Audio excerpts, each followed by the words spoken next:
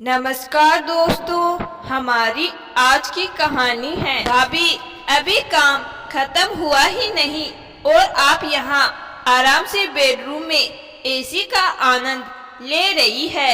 आपको दोपहर में अपने बेडरूम में आने की क्या जरूरत है? वही माँ और मेरे पास बैठी रहा करिए। माँ को अकेला मत छोड़ा करिए, उनका सहयोग किया करिए। कोई आता जाता है तो क्या कहेगा कि नई बहू सास और नंद को अकेले छोड़कर अपने बेडरूम में चली गई।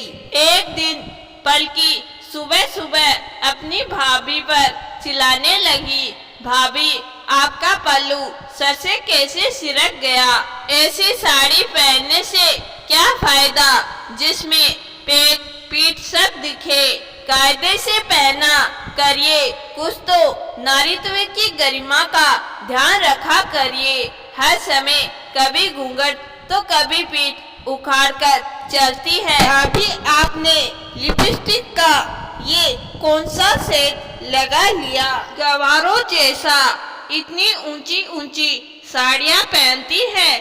आप शहर में ब्याह कर आई है, अब अपना गांव देहाती भूल जाइए। यह है पलकी, 3 भाइयों की इकलौती बहन, गजब नक्चड़ी, अपने आप को एकदम परफेक्ट और सामने वाले को एकदम फुलहर समझती। बड़े भाई मानस के साथ ही माँ बेटी दोनों रहती, बाकी 2 भाई बाहर रहकर पढ़ लिख रहे थे। माँ देवकी जी भी कभी कुछ नहीं कहती, बल्कि हंसकर उसकी हरकतों को और भी समर्थन देती। बड़ा भाई मानस की शादी होकर भाभी गोपी ब्याह कर इस घर में आई। अच्छी खासी पढ़ी लिखी गोपी को गवार मानकर पलकी हर समय उसके कामों में मीन मेख निकाल कर अपनी भाभी गोपी को सुनाती रहती। ननद पलकी खुद तो कुछ काम करती नहीं और जो काम गोपी करती उसमें कमी ही कमी निकालती रहती।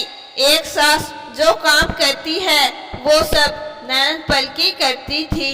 देवकी जी खुद तो बहू को ज्यादा कुछ नहीं कहती थी, लेकिन बेटी को भी कभी नहीं रोकती थी कि बहू के साथ ऐसा व्यवहार मत करो, उसे अपनापन प्यार दो जिससे उसे भी खुशी मिले। आज गोपी को अपने पति मानस के साथ उसके एक दोस्त के यहाँ जाना है और वो खूब अच्छे से तैयार होकर बाहर आई। मानस ने भी आंखों ही आंखों में उसकी तारीफ की। पलकी से ये देखा नहीं गया, भाभी आपने ये कौन सी साड़ी पहन ली? बिल्कुल अच्छी नहीं लग रही। मेरा भाई इतना हैंडसम स्मार्ट और उसके साथ आप बिल्कुल अच्छी नहीं लग रही। जाइए जाकर साड़ी बदल कर आइए। चलिए मैं निकाल कर देती हूँ, और ये लिपस्टिक तो आप हल्का सा लगाया करिए, ज्यादा लिपस्टिक लगाने से आप गवार लगती है। ज्यादा मेकअप भी अच्छा नहीं लगता। गोपी ने कुछ कहना चाहा तो मानस ने इशारे से चुप रहने को कहा और बोला, साड़ी पलकी को नहीं पसंद है तो जाकर चेंज कर लो, उसमें कितना समय लगेगा। भाई लोग भी पलकी की बात नहीं काटते, लेकिन भाभी गोपी को बहुत बुरा लगता कि वो कितने मन से अपनी पसंद की गुलाबी रंग की साड़ी पहनकर आई थी। होठों पर गहरी लिपस्टिक लगाना तो उसे हमेशा ही बहुत पसंद था।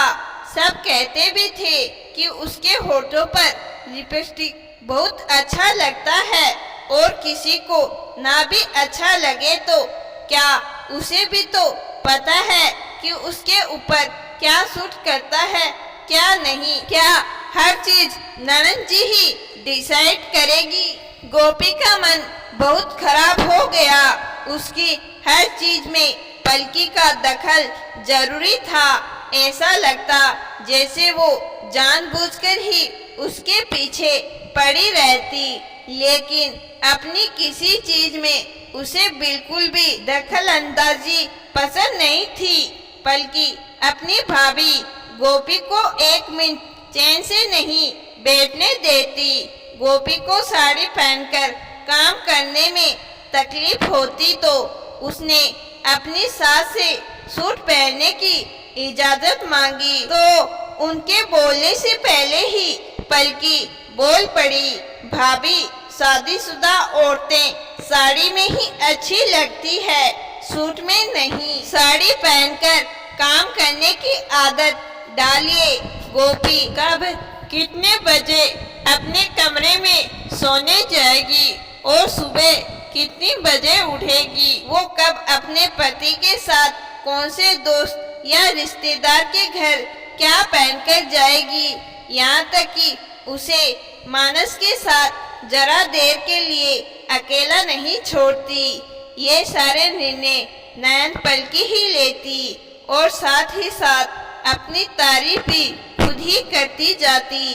देख लीजिए भाभी, आपकी नंद आपका कितना ख्याल रखती है। किसी की भी नंद अपनी भाभी का इतना ध्यान नहीं रखती। गोपी बेसब्री से इंतजार कर रही थी कि कब पलकी अपने ससुराल जाए और वो अपने घर में अपनी इच्छा अनुसार रहे। जल्द ही पलकी के लिए भी रिश्ते देखे जाने लगे।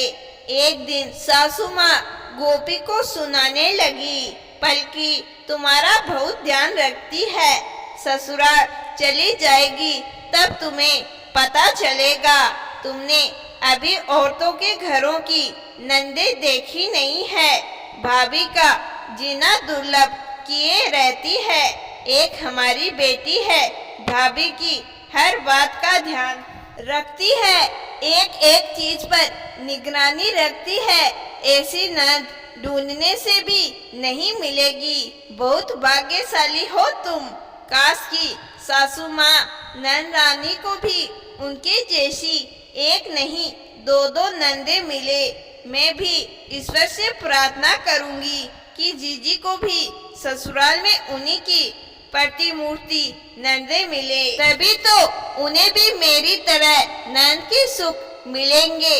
वरना तो दीदी को पता ही नहीं चलेगा कि अनजाने में ही उन्होंने मेरे ऊपर कितने उपकार किए हैं, जिसका एहसास तो मैं कभी चुका भी नहीं पाऊंगी। आज गोपी ने बड़े ही प्यार से सासू माँ और ननद को आईना दिखा दिया। गोपी की बातें सुनकर माँ बेटी एक दूसरे का मुँह देखने लगी।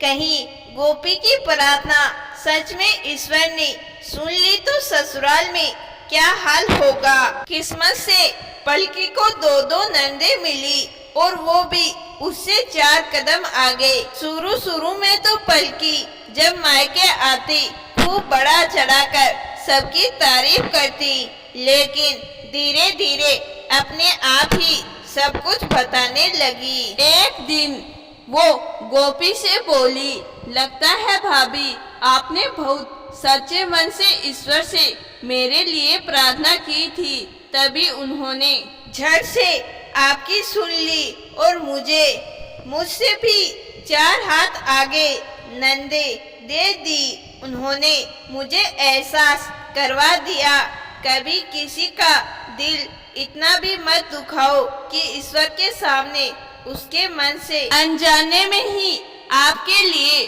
बदुआ निकल जाए। मुझे अपनी गलती पता चल गई है, मैंने जरूरत से ज्यादा आपको परेशान किया, इसीलिए अब भुगत रही हूँ। हो सके तो मुझे माफ कर दे। अरे नहीं दीदी, वो तो मैंने ऐसे ही मजाक में कह दिया था। आपने सुना होगा, दिन भर में एक बार इंसान की जबान पर माँ सरस्वती विराजमान होती है।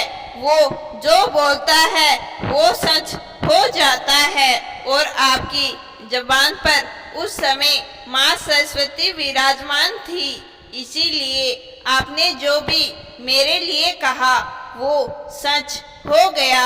और मुझे अपनी गलती का एहसास भी हो गया। गोपी पलकी की बातें सुनकर सोचने लगी, चलिए ससुराल जाकर आपको पता तो चला, जब ऐसी नंदे मिल जाए तो बहू का ससुराल में जीना दुर्बल हो जाता है और जाने अनजाने मन से ऐसी बदुआ निकल जाती है। तो दोस्तों, आज की कहानी आपको जरूर पसंद आई होगी। कहानी पसंद आई है तो कहानी को लाइक और चैनल को सब्सक्राइब जरूर करिएगा। धन्यवाद।